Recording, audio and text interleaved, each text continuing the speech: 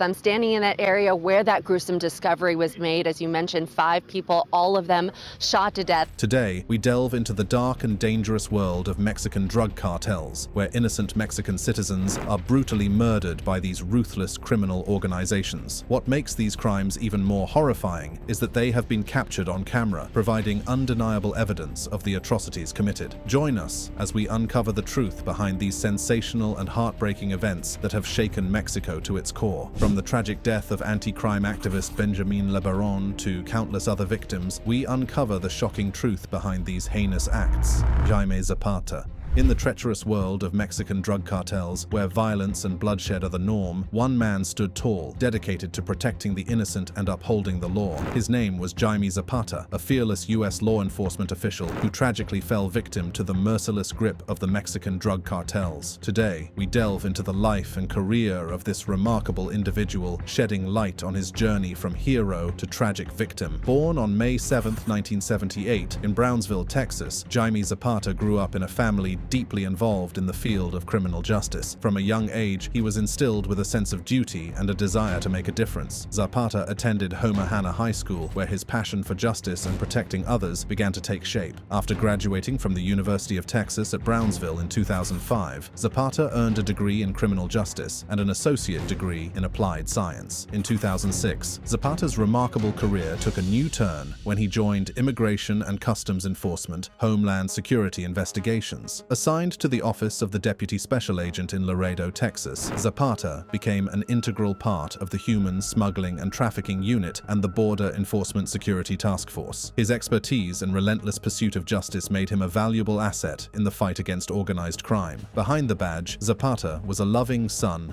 brother, and friend. His family stood by him, supporting his mission to make the world a safer place. Little did they know that their beloved Jaime would soon become a victim of the very criminals he fought so tirelessly against. Was it a deliberate attack or a case of mistaken identity? The shocking footage captured on camera will provide us with undeniable evidence of the brutality inflicted upon this brave law enforcement official. On February 15, 2011, tragedy struck when Jaime Zapata and his colleague Victor Avila were ambushed by members of the notorious Mexican criminal group Los Zetas while on their way to Mexico City on an assignment for the U.S. Immigration and Customs Enforcement. This shocking act of violence would forever change the lives of those who knew and loved Zapata. Avila had survived the incident, but Zapata, who was gravely injured from 3 bullet wounds, died before he could receive medical aid. 2010 Chihuahua shootings. It was a seemingly ordinary day in Chihuahua, Mexico, on June 10, 2010. The sun was shining, casting its warm glow over the bustling streets of the state capital. Little did the residents know that this day would soon be marred by a horrifying act of violence that would shake the entire nation to its core. Our story begins at the Templo Cristiano Fe y Vida, a drug rehabilitation clinic located on the 2nd floor of a nondescript building. This place, once a beacon of hope for those seeking redemption from the clutches of addiction, would soon become the setting for a nightmare. Unbeknownst to the patients and staff, a group of at least 30 gunmen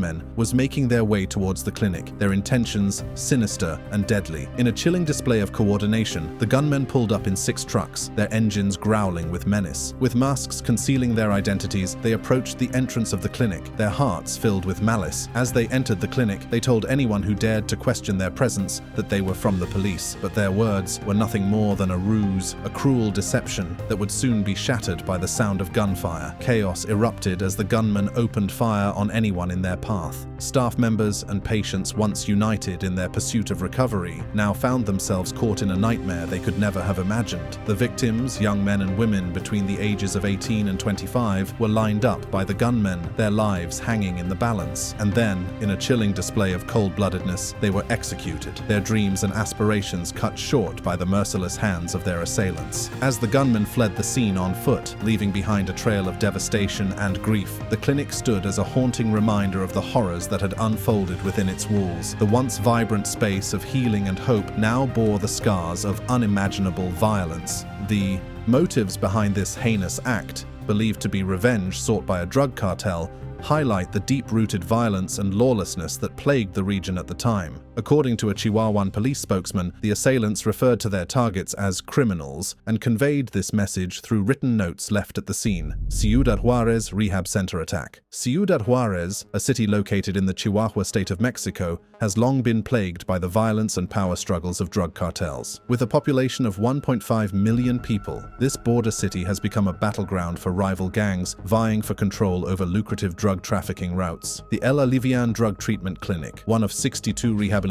centers operating in Ciudad Juarez, aimed to provide a safe haven for individuals seeking to break free from the grip of addiction. However, behind the walls of this seemingly peaceful facility, a sinister reality lurked. Drug cartels saw these rehab centers as potential recruiting grounds for their criminal activities. State Security Minister Victor Valencia de los Santos had previously warned that these centers were becoming breeding grounds for criminal gangs, with drug cartels specifically targeting vulnerable individuals between the ages of 17 and 23. The attack took place on September 2, 2009, and was part of a turf battle, a grim consequence of President Felipe Calderón's crackdown on drug gangs that had unleashed a wave of violence across the country. As the clock struck at 7:15 p.m., the tranquility of the clinic was shattered. Gunmen, their identities still unknown, stormed the premises, breaking down the center's door with sheer force. What followed was a scene of unimaginable horror. 18 patients were herded into a central corridor, their lives hanging in the balance as they faced a group of hooded gunmen. Lined up against a wall, shots rang out, echoing through the corridors as lives were tragically cut short. The hooded gunmen showed no mercy, their actions captured on camera, forever etching this horrifying event into the annals of history. The identities of the victims remain scarce, adding to the heart-wrenching nature of this story. Outside the offices of prosecutors, grieving women gathered, demanding answers and shedding tears for their lost loved ones. Among them was Elizabeth Quintero, who tragically lost 3 relatives in the attack. Her 16-year-old son, 28-year-old brother, and 21-year-old cousin were all taken from her in an instant. Sadly, no suspects were named, but the El Diario newspaper reported that some of the victims belonged to the Barrio Azteca gang, believed to be aligned with the Juarez cartel. This revelation only deepened the complexity of the situation, highlighting the entanglement of criminal organizations within the fabric of society. Valentin Elizalde. Valentin Elizalde, a talented regional Mexican singer, emerged onto the music scene with a captivating style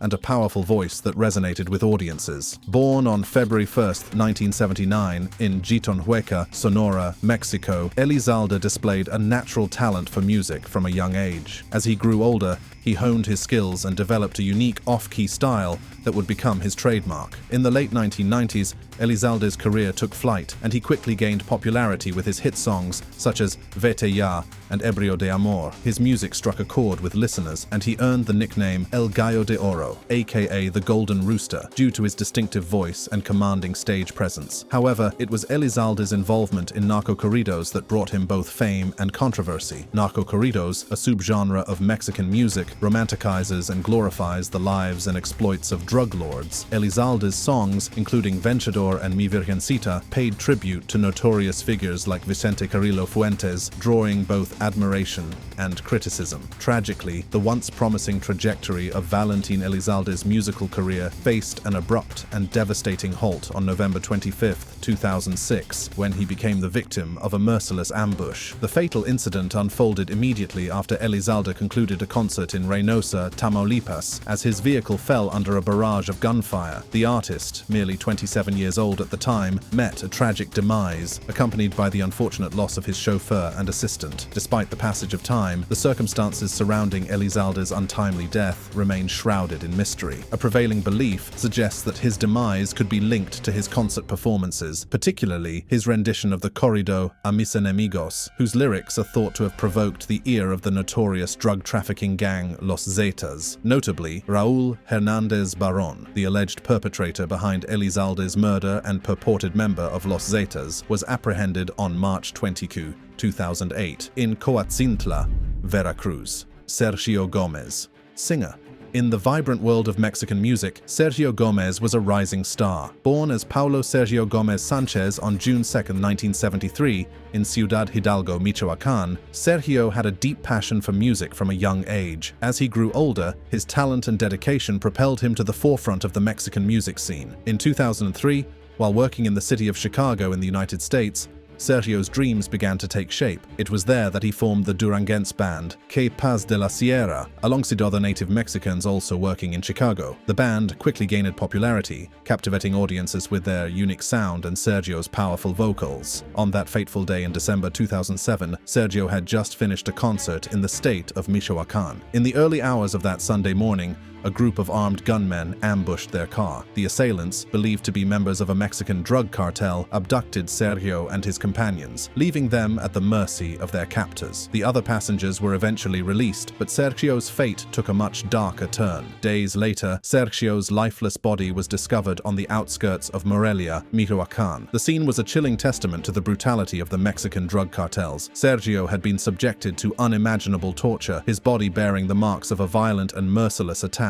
Bruises covered his chest and abdomen, evidence of the severe beatings he endured. His face had been burned with a cigarette lighter, leaving behind haunting scars, and signs of strangulation were evident, a grim reminder of the final moments of his life. The details of Sergio's murder were a stark reminder of the power and ruthlessness of the Mexican drug cartels, who would stop at nothing to maintain their control and dominance. But what made Sergio's case even more chilling was the possibility that his murder had been premeditated. Prior to his death, Sergio had received warnings to avoid performing in Morelia. The city had become a stronghold for drug-related gangs, and Sergio's presence there was seen as a direct challenge to their authority. Despite the threats, Sergio remained steadfast in his commitment to his music and his fans. It was a decision that would ultimately cost him his life. Juarez House of Death.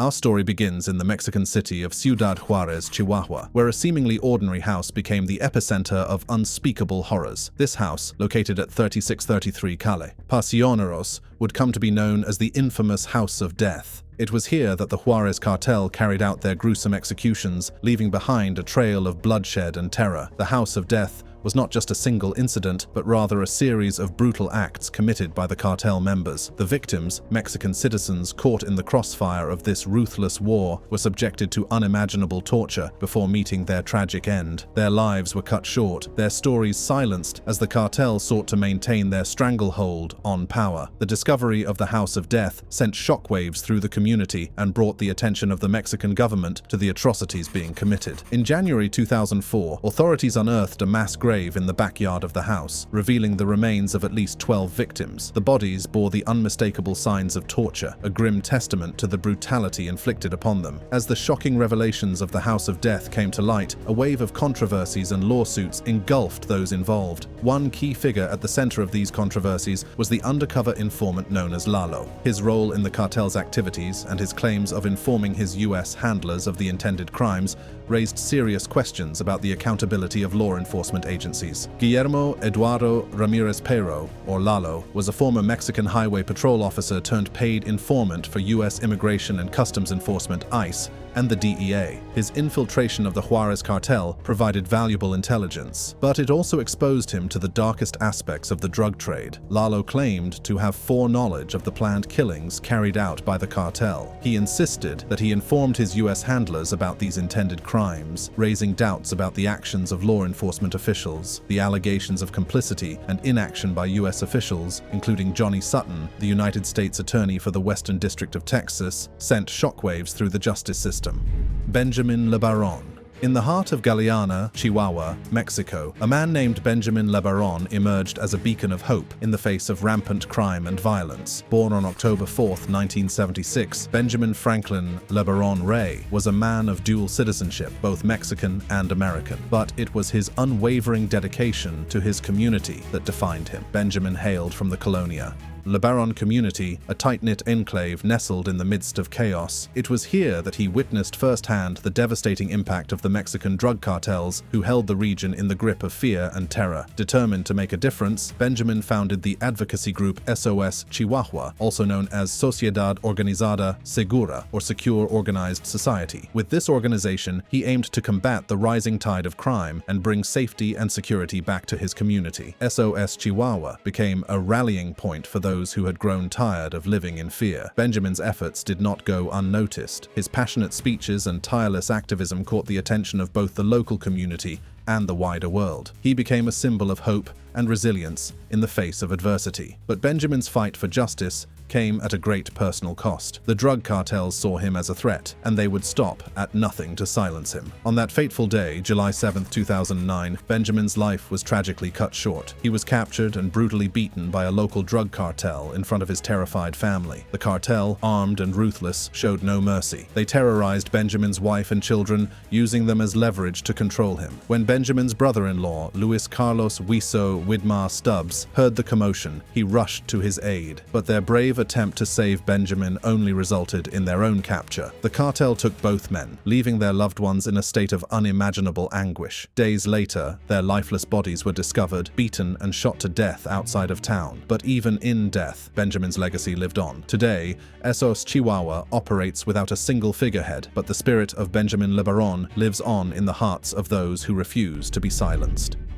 2012, Michoacán, murder of photographers. Arturo Barajas Lopez and José Antonio Aguilar Mota, two talented Mexican freelance photographers, dedicated their lives to capturing the truth through their lenses. Barajas, aged 46, and Lopez, aged 26, were well-known figures in the town of Zamora, often seen offering their photography services in the bustling plaza. They were not only skilled photographers, but also valued contributors to the Zamora Valley Press Association. Both photographers fearlessly ventured into dangerous territories, capturing images that revealed the harsh truth of narcotics trafficking in the region. Little did they know that their pursuit of justice and their dedication to their profession would ultimately lead them down a path of unimaginable horror. On the fateful day of August 16, 2012, Arturo Barajas Lopez and José Antonio Aguilar Mota set out on what would be their final assignment. They were last seen on their way to photograph a social event, their cameras ready to capture the essence of the gathering. No one knew that this would be the last time their families would see them alive. Their families reported that Barajas and Mota had left their homes around 9 p.m., ready to work and document the world around them. However, as the hours turned into days, worry and fear began to consume their loved ones. The days stretched on, and there was no sign of the two photographers. Then, on that fateful Sunday, August 19, 2012,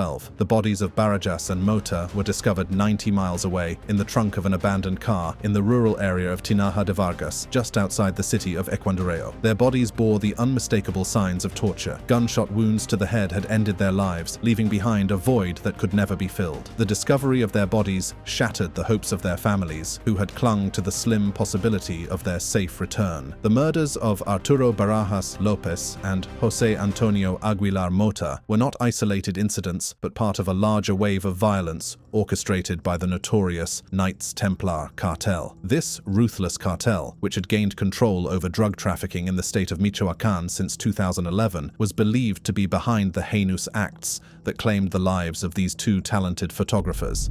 Edgar Eusebio Milán Gómez. This is the story of Edgar Eusebio Milán Gómez, a man whose life was tragically cut short by the ruthless Mexican drug cartels. But before his untimely demise, Milán Gómez had a remarkable career that showcased his unwavering commitment to justice. Born in the bustling metropolis of Mexico City in 1967, Edgar Eusebio Milán Gómez was destined for greatness. From an early age, he displayed a sense of justice and a desire to protect the innocent. After completing his education, Milán Gómez embarked on a journey that would lead him to the front lines of Mexico's fight against the drug cartels. Milán Gómez's journey into law enforcement began at the renowned Mexican Federal Police Academy. Here, he underwent rigorous training, honing his skills in combat, investigation, and intelligence gathering. It was during this time that he developed a deep understanding of the inner workings of the drug cartels and the challenges they posed to the safety and security of Mexico. Milán Gómez's exceptional performance and unwavering dedication did not go unnoticed. He quickly rose through the ranks of the Mexican Federal Police, earning the respect and admiration of his colleagues. His leadership skills and ability to navigate complex situations made him a valuable asset in the ongoing battle against the drug cartels. In a testament to his capabilities, Milán Gómez was appointed as the acting commissioner of the Federal Preventive Police, a position that placed him at the forefront of Mexico's fight against organized crime. But on that fateful night of May 8, 2008, Commander Edgar Eusebio Milán Gómez's life took a tragic turn. As he arrived at his Mexico City home, gunmen ambushed him,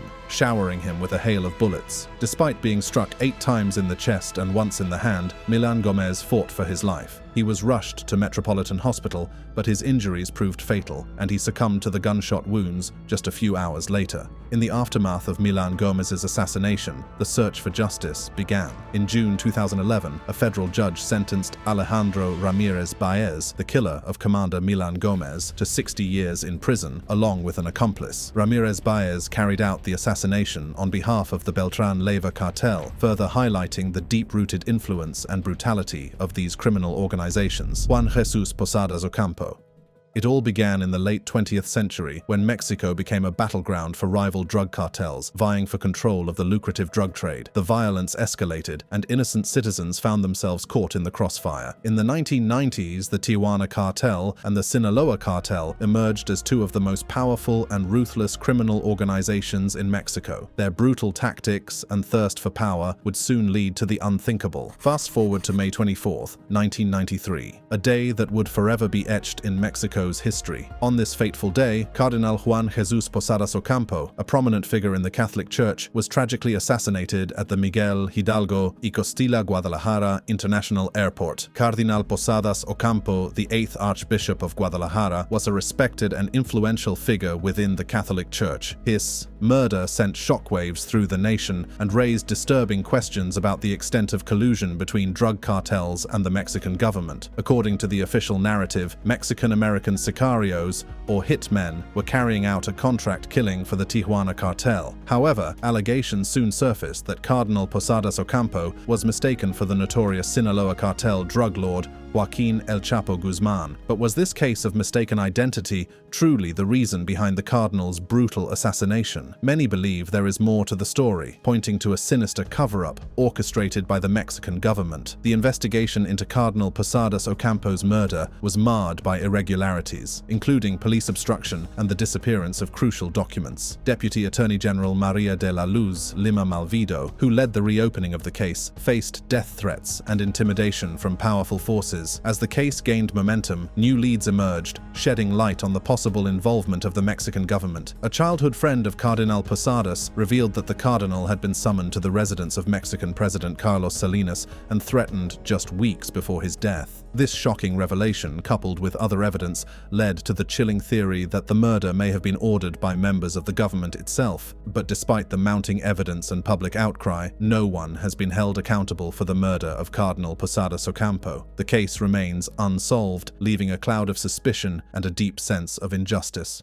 Chalino Sanchez. In the world of Mexican music, few names are as legendary as Rosalino Chalino Sanchez Felix. Born on August 30, 1960, in Rancho Las Flechas, Sinaloa, Mexico, Chalino had dreams of becoming a singer from a young age. Little did he know that his journey would lead him to become one of the most influential narco-corrido singers of the late 20th century. Chalino's musical career began in the early 1980s when he started composing songs for inmates who wanted to preserve their stories in ballads. These songs, known as narco-corridos, told tales of the drug trade and the violence that plagued Mexico. Chalino's raw and authentic storytelling captivated audiences, and soon he gained a loyal following. But it was his own personal experiences that truly shaped his music. In 1984, tragedy struck when Chalino's brother, Armando, was murdered in a hotel in Tijuana. This heartbreaking event inspired Chalino to compose his first corrido, Recordando a Armando Sanchez. The song became a hit and marked the beginning of Chalino's rise to fame. As Chalino's popularity grew, so did his notoriety. He became known for his gritty and honest lyrics that depicted the harsh realities of life in Mexico. His songs resonated with people who felt marginalized and gave a voice to those who had been silenced. But fame came at a price. On January 24, 1992, tragedy struck again when Chalino was attacked while performing at the Plaza Los Arcos restaurant and nightclub in Coachella, California. Eduardo Gallegos, a local mechanic under the influence of drugs and alcohol, approached Chalino on stage and pointed a gun at him. In a moment of self-defense, Chalino pulled out his own gun and a gunfight ensued. Chalino was shot twice, but miraculously survived. Unfortunately, a young man named Claudio René Carranza was killed in the crossfire. The shooting made headlines and brought even more attention to Cellino's music. His sales skyrocketed and he gained increased airplay. But the incident also brought danger into Cellino's life. On May 16, 1992, just 4 months after the Coachella incident, Cellino was handed a death threat during a performance at the Salon Bugambilias in Culiacan. The following day, his life was tragically cut short when he was shot and killed by unidentified assailants. Rosalino Cellino Sanchez Felix may be gone, but his music and his story will forever be etched in the annals of Mexican music history. Zaida Peña Arjona. Zaida y Los Culpables, a regional Mexican band, captivated audiences with their enchanting melodies and heartfelt lyrics. Specializing in romantic cumbias and ballads about love and loss, they quickly became a sensation in the music industry. The band's popularity soared thanks to their soul-stirring performances and relatable songs that struck a chord with listeners. With their genre specialization and undeniable talent, Zaida y Los Culpables carved a prominent place for themselves in the hearts of their devoted followers. Zaida Peña Arjona, the lead singer of Zaida y Los Culpables, was a rising star in the music industry. Born on March 5, 1981, her mesmerizing vocals and captivating stage presence endeared her to fans across Mexico. Tragically, her promising career was cut short by a horrifying act of violence. On the night of December 1, 2007, a senseless act of brutality unfolded at the Monaco Motel in Matamoros, Tamaulipas. Zaida, along with 2 other individuals, a friend and a motel employee, fell victim to an unknown gunman. The assailant targeted Zaida, shooting her in the back. The devastating attack claimed the lives of her friend and the motel employee, who died at the scene. Paramedics swiftly arrived and rushed Zaida to Alfredo Pumarejo Hospital in Matamoros. Miraculously, doctors determined that her injuries were not immediately fatal. In a race against time, physicians performed emergency surgery to remove the bullet lodged in her body, desperately fighting to save her life. However, hope quickly turned to horror the following day when a group of assailants infiltrated the hospital. Chaos ensued as they roamed the corridors, searching for Zaida. In a chilling act of premeditated violence, they found her and callously shot her again, this time at point-blank range in the chest. Conflicting reports emerged regarding the trajectory of the fatal bullet, with some sources claiming it pierced her back, while others asserted it struck her face. Regardless, the result was the same. Zaida Peña Arjona, a talented and beloved artist, was gone at the tender age of 26. What's more surprising is that she had no known connections to drug traffickers or involvement in any criminal activities. Furthermore, Zaida never wrote or performed songs about traffickers, making her death all the more perplexing. Enjoyed the video? Crave more excitement? Stay tuned by clicking on any of the cards on your screen right now for more thrilling content. See you next time.